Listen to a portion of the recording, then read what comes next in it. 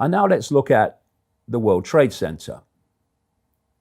The World Trade Center was owned by the New York Port Authority, and that was utterly controlled by ultra-Zionists. At the time of 9/11, a guy called Louis Eisenberg, a friend of Benjamin Netanyahu. He then agreed, for the first time in the history of the Twin Towers, to sell it into private hands, sell the lease into private hands. And he sold it to an ultra-Zionist friend of Benjamin Netanyahu, so much a friend, they used to talk every Sunday on the phone, Larry Silverstein.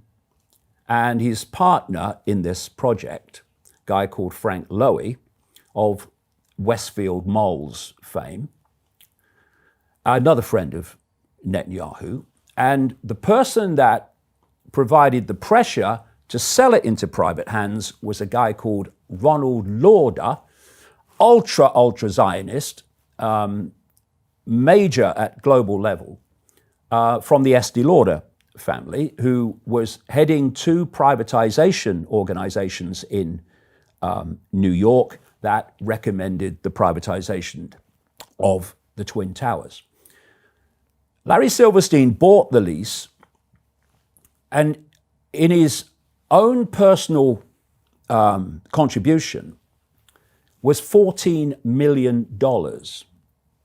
As a result of 9/11, he was paid out in insurance $4.5 billion. Soon as they got the lease, they dramatically increased the insurance in the case of a terrorist attack. The person who insured them initially was a man called Morris Greenberg of the insurance giant AIG, who was a friend of Kissinger, a friend of Netanyahu, all these people, usual story. But what Morris Greenberg did immediately, he had secured the insurance and the terrorist insurance for Silverstein, is he sold it on, reinsured it to 24 insurance companies and before 9/11, and they took the hit, not Greenberg. And what you had with the investigation or lack of it was a desperate desire not to get this into court, because then the evidence could be put before people in a public arena. So what they did was came up with a process of compensation for the victims of 9/11. And you would get a payout if you agreed not to take out civil action, basically. That was overseen by an ultra-Zionist called Kenneth Feinberg, a lawyer, who was also the man who oversaw executive compensation payouts, who got them and who didn't, after the financial crash of 2008.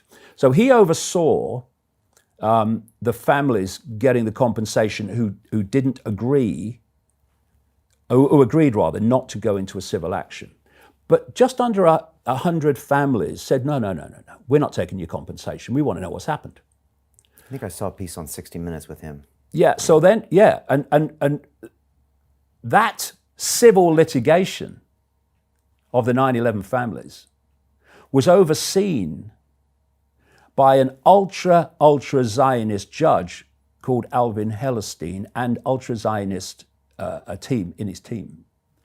And he was described as running a war of attrition against the families to make sure that none of them got to court. And I quoted from the New York Times article in the book where they're saying Hellerstein's just made another decision in the case, which has basically meant that the last standing family in 2011, I think it was, has now said, we're going to have to pull out because we can't win now he's done this. The case between the insurance companies who took the hit and Larry Silverstein about how much Silverstein got was overseen, judged by an ultra-Zionist judge called Mukasey, who later became Attorney General.